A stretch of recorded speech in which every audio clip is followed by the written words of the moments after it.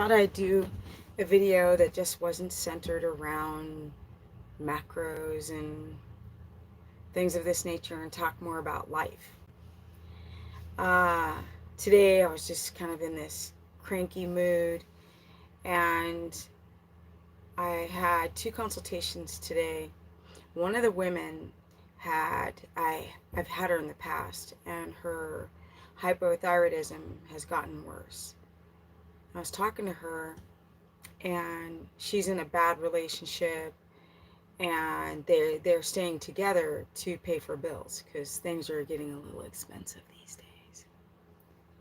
And we were going over all of these crazy symptoms. Of course, she has massive hair loss. Even though her hair is long, her part is starting to spread wider from hypothyroidism. And we were talking about, she had like red dots around her nose, and we're just going over some weird symptoms. And I said, you have to get your stress down. And because I had a consultation with her in the past, I felt that I knew her backstory pretty well, and I remember her very much so. And I began to explain about the stress, and in actuality, the consultation primarily became more about how to deal with stress and the woes of life rather than just scientific stuff. And she's been doing keto. She gained a lot of weight, and I mean a lot. She looked insanely different. Eating low calorie, has a gallbladder problem, and really trying to do her best to take care of her children, her daughters, and survive. She's working two jobs. And I was explaining to her, you got to change your life. And that's why I wanted to talk about things deeper than the surface. I want to inspire you guys to take that leap of faith and make that change. This individual, I mean, what a sweetheart, and struggling financially. And food's becoming more expensive, and here she is trying to be like grass fed. And I've had other moms and single moms who are still trying to eat organic or grass fed foods, who've got thyroid problems and blood sugar problems and insulin problems. And I said, you have to change your life. She said, well, she is she has her license to be a paralegal, but she has to work at this firm for a couple of years and not make any money. And I said, well, what about a side hustle? And she was working at a burger joint as a side hustle and in low income housing, and then paying for a consultation. And I said, you can do it. You have to get out of this bad relationship. Your health is suffering. And I started to say, have you ever thought of going on to OfferUp and saying, look, I can do personal assistance. I have personal assistant skills. Very intelligent woman. Just anything that you can work from your computer so you don't have to get up. She was commuting an hour and a half. I said, you can't afford the gas. And your body can't handle these long drives and insane traffic. And she was getting like a little emotional. I'm like, you got this. You don't have to live this life. And I thought, I've been kind of speaking this story, this tone, this temperature to people for a while. I go around and I tell people, and if you guys go back to my old video catalog, you're going to see me traveling to a lot of different countries, Iceland and Africa and in Europe and Asia and Australia, and I'm doing these keto tours, and my life looks lavish and easy, and it's not.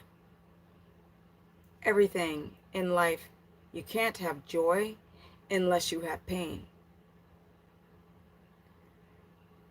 I was watching, like, I'm on Instagram, I'm on Facebook, and this woman was saying, like, they have those stupid, like, people are doing voiceovers, and this woman's like, 50, at 50, you can let your belly hang out. At 50, you could wear the joggers and the sweatpants every day.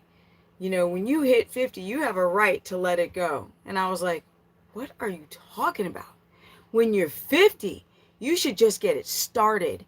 When you're 50, you should have a six pack. When you're 50, you should have a quarter bounce off your ass. When you're 50, you should have energy for days. When you're 50, the clothing should fit you like butter. I'm not going by this stupid mantras and brain scrubbing that we've been completely duped by in the last God knows how long, but especially the last 3 years. You can be whatever you want to be, especially living in the first world economy. No matter how difficult things have become, we still are very fortunate. A lot of us who live in the first world economy. I was in California, and I mean, y'all, I'm living in California. It's so fabulous. Oh my God. Like, no, so not true. Uh-oh. Like, let's do brunch. That's the life I lived. Let's go to the pool parties. And I would sit there and I would feel so out of place.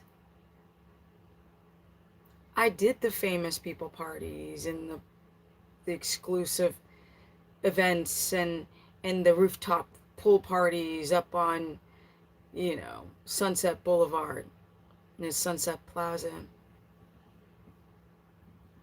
There wasn't a day that went by, y'all, that I felt empty, that I didn't feel empty. Not a day. I felt incomplete in Hollywood, California. Being around the rich and famous, looking fabulous. Empty. And that's before the world really did two double ham back springs, flipping nonsense. A lot of you know that I used to be a professional skateboarder. And, I was very shy. And I was so embarrassed to... I've got so many stuff stories, like when I first arrived, my first time out of the U.S., I won't count like Tijuana, like Mexico for that, or Canada, at the World's Fair where I was at a part of a skate event. The first time was like when I went to Europe, and I remember I felt like I was on the moon, and I never thought I would end up living there for so many years. And I was in Germany at a skateboard competition in Stuttgart, Germany, Tyskland. And I was so shy and embarrassed. And at that time in the 80s, girls had like full armpit hair, and they weren't wearing bras, and it was a trip. Nobody had makeup on. And I was like used to wake me up before you go with the freaking blue eyeshadow and the freaking hair hair. And this is the 80s, my people. I'm 55, soon 56. And I went there and I out of place. But that experience of just like going there for skateboarding and not knowing like about the world or traveling, I didn't know anything. In fact, I went from Stuttgart to Essen, Germany, and then I took a train to go up to Denmark because I met some Danish skaters at the competition, and they were like, come to Copenhagen, and I got on a train to Denmark, and I was so exhausted that I fell asleep on a sleeping compartment. And the next day, the people in my room, because there's 6 people to a room, they said, "What did you think about the boat uh, ride over to Denmark?" And I was like, "Boat? We weren't on a boat." And they said, "Are you stupid? Denmark's on an island." And I was like, "Oh." Just the dumb American. I was like, "Oh." Mm, those years of traveling like shaped who I am today and made me realize. From there I traveled around the world, Africa, and I stayed in Africa for a couple of months in a small village, and not a Westerner in sight. That was a very interesting experience. Back then in the 90s, you wore little crop tops and it was hot, and I had like a little crop top on. They were looking at me like I was the Lolita slut of the world. And I was like, oh, I'm put on a big t-shirt. It's like, oh, okay, I'm in Africa. I mean, I'm in Africa. I'm not in like, Johannesburg. I'm deep in Africa where they have like a bucket on their head and no shoes on their feet and make less than $1 a day. Africa, Africa. That's a long story. I won't tell you that now, but I wanted to talk about things deeper than the surface, right? Because there's a lot to do with what you guys, where you want to be right now with your life. And um, when I lived in Europe, people would say, and I would beg my friends from high school, you have to, I was living in Amsterdam on the Sumatra Stad and the Indonesian area of Amsterdam.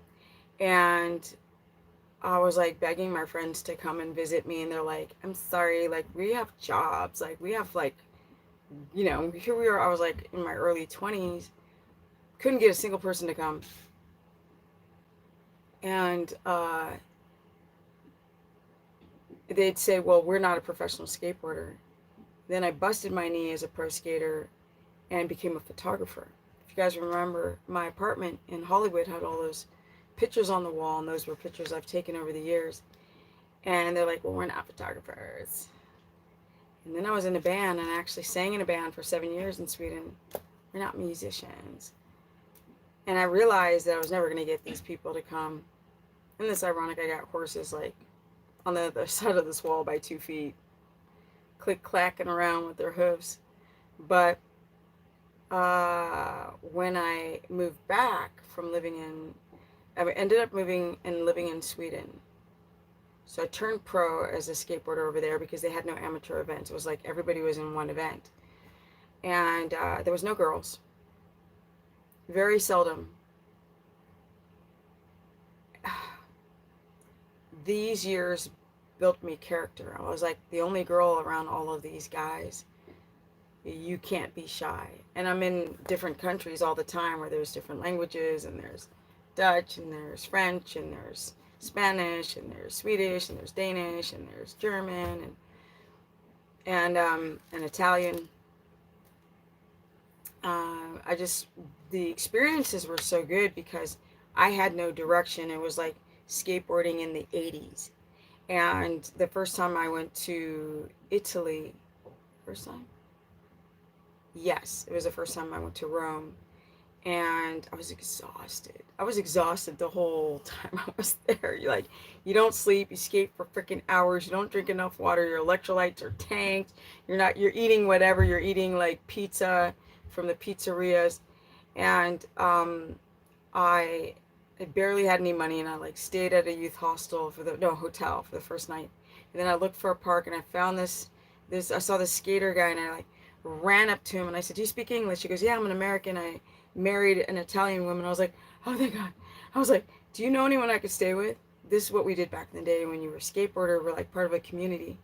Do you know anyone who skates I could stay with? And he said, let me see. And he pulls out,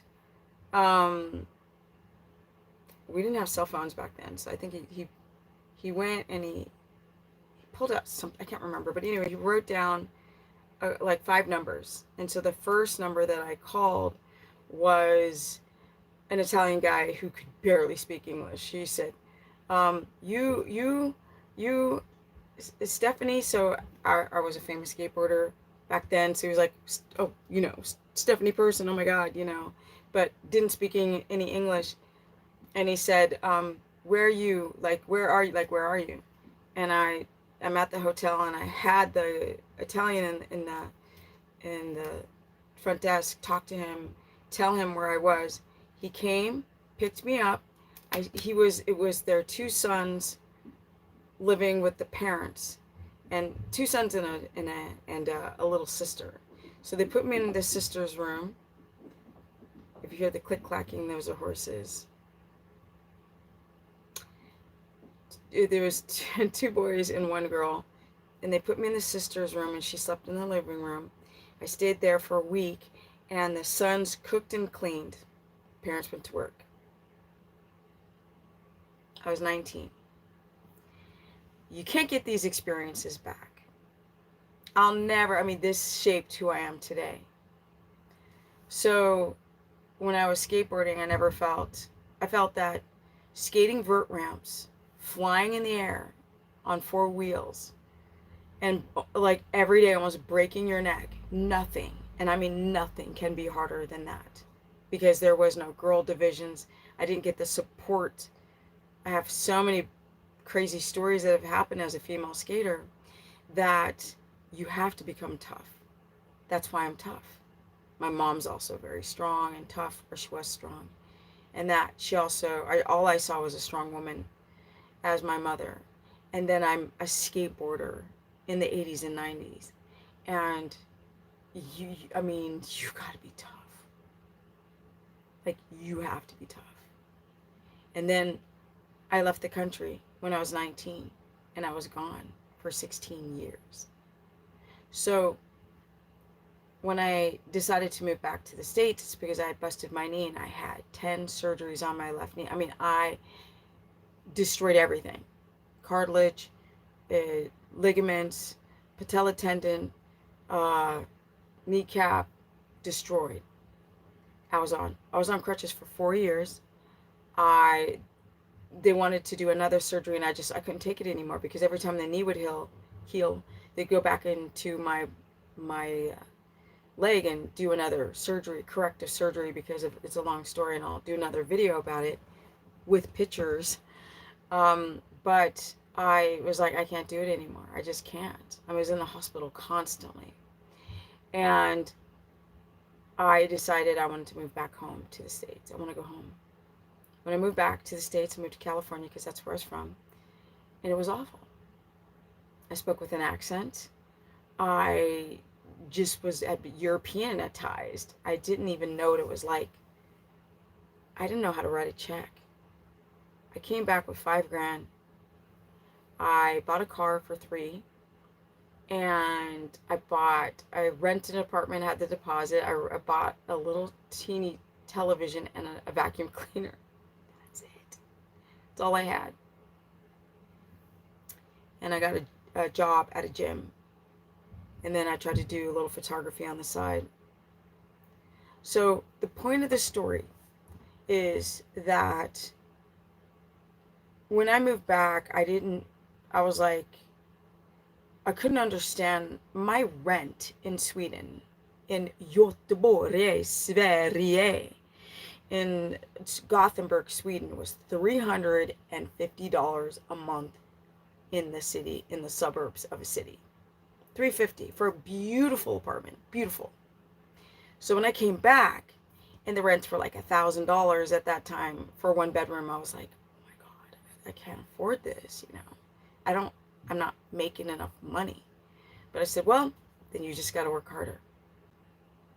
So at the end of the day, we cannot make excuses. We just have to move forward. There's always a solution. I have clients every day, or I talk to people online every freaking day.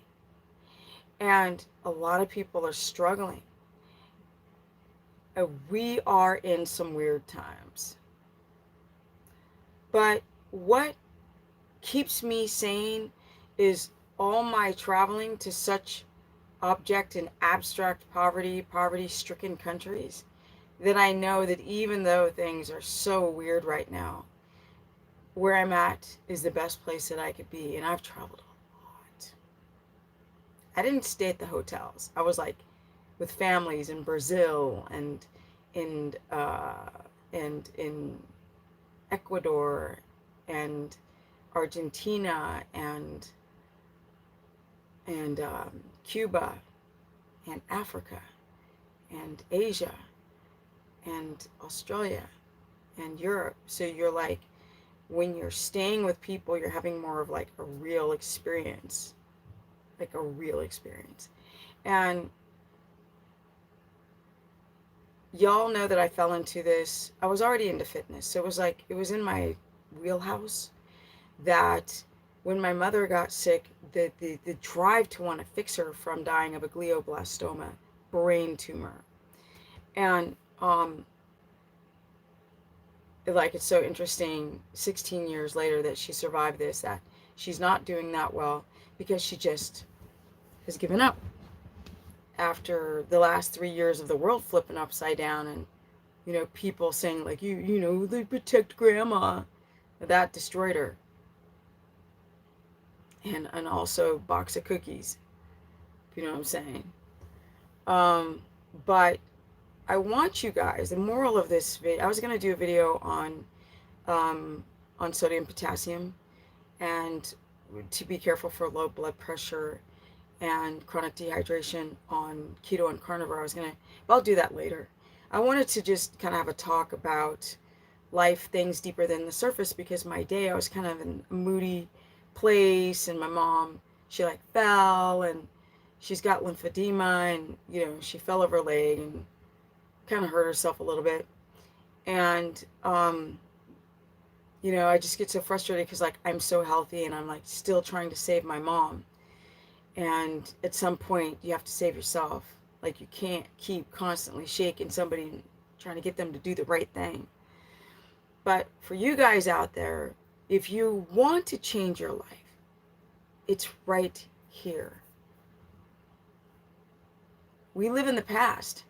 We don't live in the present. Everyone I talk to lives in the past. Life is moving forward like a high-speed train. Like, you better jump on. It's like a bucking bull. You better jump on and hold on real tight, because it's not going to get easier. It's only you, when you face reality, you can make it to the other side of that bridge. A lot of you guys get to the bridge and you're too intimidated to cross it. I will cross it. I ain't afraid of anything. People today, they want to text. They want to talk. They want to sit there and do this all day long with their thumbs. I started using the voice note option on my phone to talk to people on all my social media. Like, I'm not going to sit and type all day long. I sit in front of a computer. I write all day. I want interpersonal connections. So I try to encourage people to leave voice notes back. And they don't. They just want to sit there and text, and there's no nuance, there's no inflection, there's no vibe, there's nothing. People are losing their ability to really be there and connect with each other.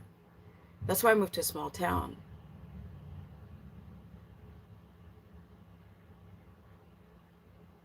And even here in this small town, which has been amazing, there's been some amazing people that I've met. I'll watch what people put in their baskets at the supermarket. And I'm like, what the frack are they doing? I've met some of the nicest people in my life in this town, and I've seen some of the worst food baskets I've ever seen in my life. Nobody knows that your coworkers are feeling just as bad as you are. People have fibromyalgia. People have, somebody texted me, wrote something on like one of my social media, like, I've got anal burning, what do I do? And I was like, it's probably oxalates. So like, what's that? I'm like, it's oxalic acid binding to calcium. Crystals are forming in like your urethra, your vulva, your breasts, your eyes. If you're burning, itching all the time, and you're like dumping oxalate crystals out of your body, you're developing kidney stones and you're chronically dehydrated. And so people come to me because they are like trying to just fix themselves, and they don't know who to trust. You trust the people who make it sound like the most difficult, because if anybody makes life sound easy, they're not telling you the whole story. As an influencer online, I could sit there and tell you, like, everything's so freaking fabulous. Oh my God, look, I'm so shredded. And I'm 55 going on 56. What? Every day isn't. Today was one of those hard days. And I, like, all day I was trying to snap myself out of it. And be grateful for what you have. The consultations are difficult. I spoke to 3 people today directly about their health. And every person was like, come on, you got this. Right? It's kind of hard, so you almost kind of work like a therapist to try to really encourage people and empower people to do better. So there's this dynamic where, like, when you get into your 50s, who says you have to go out to your pastor? Who says you have to be postmenopausal or go through menopause with men with high DHT levels? Who says that you have to age? Who says that you have to take a bunch of HRTs? Right? Our grandparents didn't do that. My travels have given me so much inspiration because, you know, when I went to, like, Bali is one of my second to last major trips. This old lady was walking up these steps up this mountain, and it was hot, and kids kept having to stop and, like, catch their.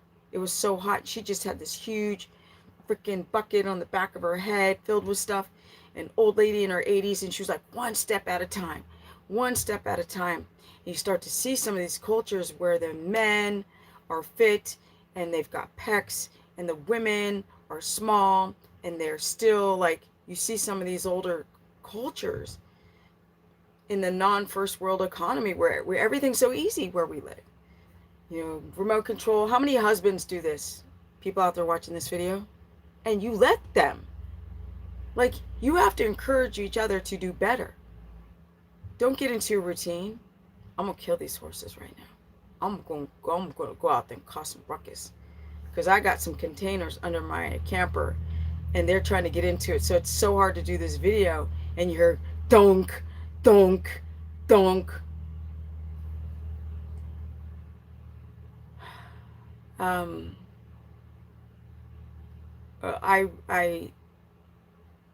I want people to feel like life isn't over when you hit 40 or when you hit 50.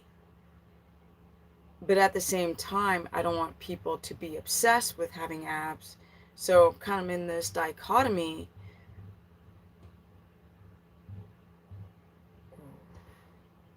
Don't listen to them. I would have made an incredible mom, right? But I want people to believe that they can. You have to work hard. People are doing keto and carnivore and low carb, high fat. They have histamine intolerance, they have fibromyalgia, they have fibroids. This is stuff I've had this last week. People have cancer. They're exhausted. People can't lose weight.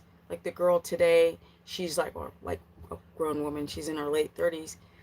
And she went up like 40 pounds, 40 or 48 pounds, eating almost nothing. I'm like, you got to get out of the cortisol pathway and be more anabolic. Well, how do I do that? I'm like, you can't skip meals. All of these diets where people are trying to make everything sound so easy, that's when you get yourself into trouble. I hope you hear all that pounding. That's my pony. Don't ever get a pony. I want people. I was watching a little bit of Yellowstone, and there was a scene where this couple find this kid. Long story short, they find this kid. His, like, dad died, and they didn't want him to get back into the system, so they took him to this ranch, and he's kind of like a little thief, a little kid that's got troubles. And the girlfriend was like telling the boyfriend, like, I'm gonna go get boots for him. He needs work boots. And the guy's like, he's not a pet. She's like, what did you say? No, he needs to work so he learns how to respect what he's getting from us. And she was like, I'm gonna go get him to take him to go get boots. And then while they were at the store, he tries to put on a shirt, and he's like, this looks good, doesn't it? She's like, no, it doesn't. Take it off. And he's like, you got the money. She goes, what'd you say? She smacks him. Let's go. We're not getting anything. And the moral to that story is that earlier today I was talking to my friend on how he is like his son, who's a grown man, and his grandkids are so entitled, and they're just like hand out. They don't work hard anymore. The generations of kids are like working hard. I just want you guys to wake up. You don't have to get old. You don't have to you don't have to be fearful of anything. How they get you is to get you afraid that something's going to come after you and make you sick, and you won't survive, and so you got to take a bunch of cookies to survive. And the thing that I noticed today is the biggest thing is the gullible, like the naivete.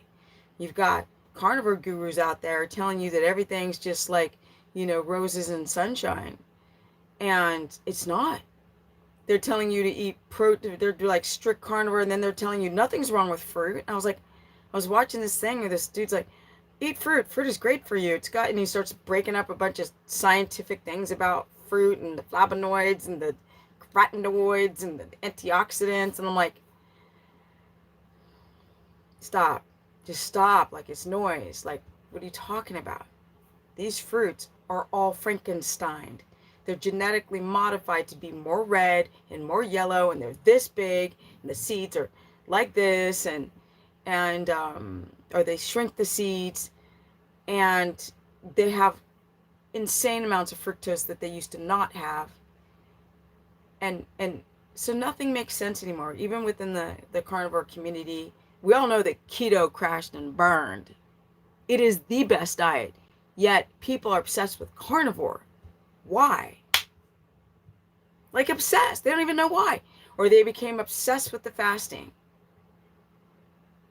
And you see these people now that we're at the tail end of, now people are saying that it's like destroying women's reproductive system. It's giving people thyroid issues. It's creating chronic fatigue.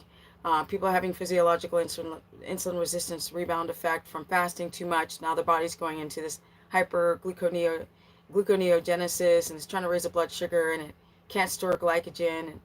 And people are running for the quest and easy solutions to lose weight and look fabulous, and life is not like that.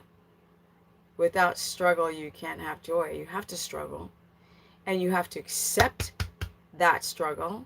And once you accept this struggle, it doesn't matter if things change in a day or in 50 years, that it's the journey, not the destination, that makes you live, that makes you strive for something.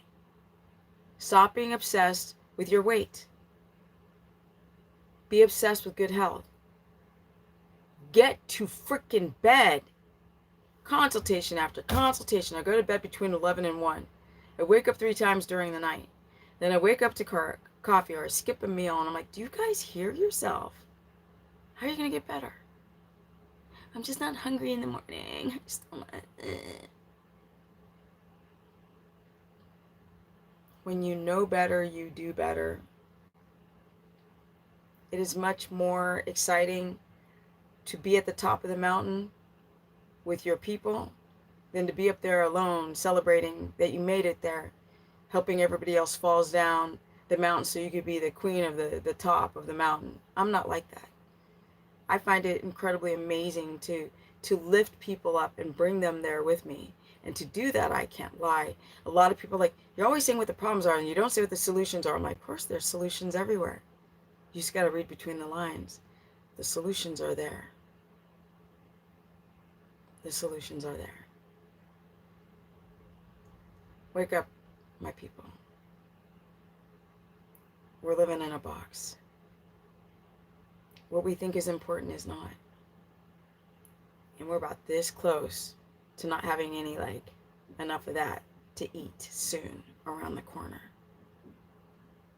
Are you ready? What happens if there's not enough food? Are you ready? And we're so obsessed with how we look. Are you ready for food on the plate? Can you set boundaries? Set your personal boundaries. I don't know what to do when I'm out with people. You tell them, I've got health issues. I can't eat that. And you be proud of saying that to them. I love absolutely being an individual. In this reality, people see me as a thorn because I'm reminding you to watch out for your electrolytes, watch out for your kidney function, your gallbladder function, your estrogen dominance, the inability to poop, the diarrhea, the brain fog, the headaches, the, sciatica, the back pain, the bursitis, the tendonitis, the fissures in your anal cavity, the candida, the white tongue, the cracking nails, the hair falling out, the inability to lose weight, the chronic fatigue, the peeing all night long, the hot flashes. All of those things can be addressed and fixed. Not like when you were a kid, but the quality of life is everything. You don't have to be out to pasture. And not having a six-pack isn't important, but if you want one, don't let age stop you. I said in my videos before, looking young isn't about genetics. It's about epigenetics, and that means what you do with the genes. It's not the genes themselves. It's about epigenetics. That's why I don't show my family on camera anymore. It's not genetics. Epigenetics. And that's what I got to say tonight. There's no direction. I don't know what I was going to talk. I just literally turned on my phone, and I wanted to talk about things deeper. I want you guys to be patient, and I want you to work hard, and I want you to love life, and I want you to stop saying it's so hard, because it's only as hard as you think it's hard. Look at yourself from the eyes of another. Go outside of yourself to look at. Don't internalize yourself. Don't look at yourself from the inside out. That's a subjective individual. That's a protective individual. Find the things that you need to work hard on and be proud of saying, I'm not perfect, but it's time to get busy. Don't protect things that you feel vulnerable. Vulnerability. I'm going to get out that pony when I get off this live stream like you don't even know. Y'all hear that pounding? And some of you complain that I'm addressing my horses. I live amongst animals that are hundreds of pounds. Like, they break things. I have no choice. And that's okay. Hug each other, love each other, talk to each other. Don't get triggered about stupid things that don't matter in the long run. Work hard. Don't ever give up. And the biggest thing that I notice with people is their inability to be patient. Sometimes healing the gut or healing your disease might take a lifetime. But that's okay, as long as you are living for something.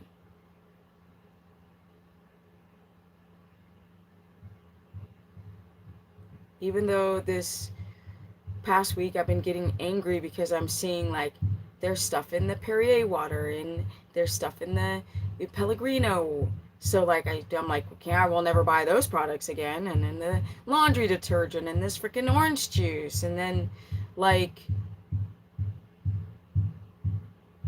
do you hear that? You can't make this stuff up. That's a horse. Boom, boom, boom. The laundry detergent, there's like 12 brands that have this chemical that's cancer causing, and kids drinking almond milk and getting kidney stones, and people eating friggin' hot dogs and getting like colon cancer. I'm like, it started getting me down a little bit. I was like, dang, like the stuff, the preservatives they put in the meat at the supermarket, I was like, I got a little, I didn't get overwhelmed, but I hit that edge. I was at the edge of like, everything is a lie. Everything is fake. Everything, our food, our air, our water, like everything. Then you hear a big 1,400-pound animal pounding on something, or a little pony.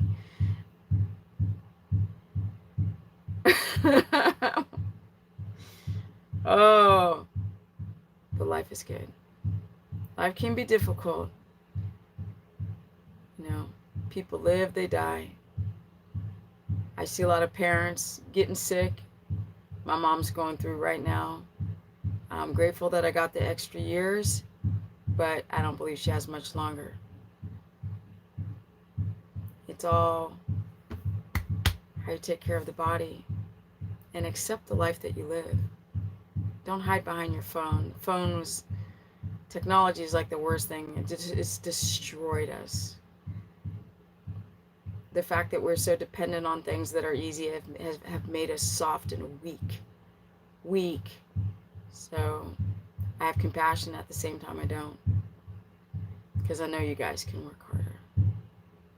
And on that note, it's time to go. It's 40 minutes of rambling, but I just wanted to share my thoughts and not just talk about, like, details and, oh my God, like, doing carnivore is amazing, and you just do that and you just eat a bunch of meat and it's like all your electrolytes are there and you're fabulous and you lose a bunch of weight and energy. If someone's talking that way, run for us the other direction. Nothing in life is that easy. Not keto, not carnivore, not LCHF, not low carb, high fat. You have to know what your existing health is before you do anything. I don't care if Tom, Dick, or Harry lost 60 pounds. That ain't you. Okay? I don't care what guru said they did what, when, how, or why. That ain't you. Boo, that's not you. Let's get life. Let's go get it. Let's go get it, guys. If you guys want to learn more, go to stephanieperson.com. Share this content. I just want to talk about things deeper than the surface. I'm so over the surface garbage. And I want to inspire people. I'm going to start doing more lifestyle videos. You're going to see me build my own house. Okay? That's how you save money. Gardens, chickens. Be careful what you feed them, because they got feed out there that stops them from, getting some EGGS. I'm going to show you guys how to do it. From city girl to country girl. It can be done. You're never stuck. If you're in a first world economy, you're never stuck. Do not believe that. Not in relationship, not with your children, not in your job, and not in your health. Share this content. That's how people find me. Hit the notification so you can see when I go live or when a video drops. And my Instagram is Stephanie Ketogenic. Website stephanieperson.com. Facebook is Stephanie the Business Person, and I run a course, and I'm about to do a challenge that's going to educate you guys and inspire you. And I'm out. Energy! This crazy thing is, it's like 9:30 at night or something, and I'm lit, so I better calm it down and be grateful for everything I have, even though it's been raining and it's a muddy mess, and one of those animals out there is hoofing something. Boink, boink, boink, boink.